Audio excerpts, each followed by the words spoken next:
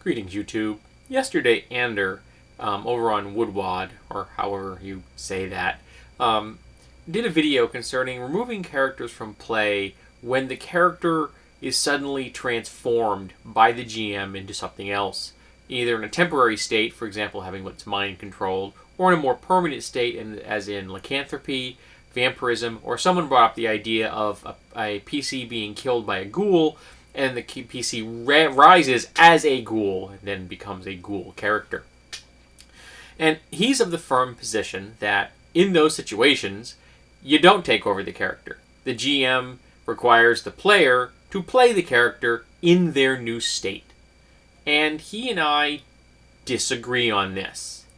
Now, I haven't used this a lot. I used it a few times, and usually it was of the temporary particular variety, mind control, things like that. I did change someone's gender once long term, but their character was the same. In fact, they continued to play the character as a female and eventually married and settled down, so I guess it didn't bother the guy that he was now playing a female.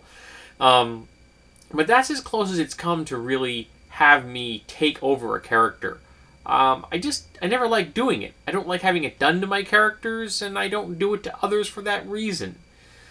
And Ander considers it all about choice. You are now giving the player all kinds of new options that would afford them new role-playing experiences.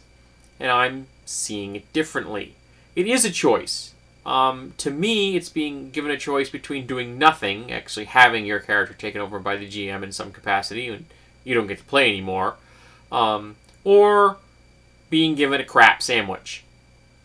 Because if I wanted to play a character like that, I would have started out with a character like that. I don't want to play a werewolf, or a vampire, or a ghoul. I don't want to play someone that's trying to kill my party members or undermine them because I'm duplicity or duplicitous. Yes, that's the word I'm looking for, I think. In the case of a mind-controlled character, or someone that's been replaced with a doppelganger. I don't want to do that. I don't play evil characters. It's not my shtick. The worst I do is chaotic neutral who are like kind of self-centered prigs. You know, so slightly on the amoral side, but I'm still loyal to my party members. And I do not want to violate that loyalty at any time. Otherwise, you don't have party cohesion. Even a chaotic neutral person can have friends. And I don't want to violate that friendship. I don't like the idea of a GM just saying, okay, this character is now completely different than they were an hour ago. And now you are saddled with the task of playing this character, even though it is not something you ever wanted to play.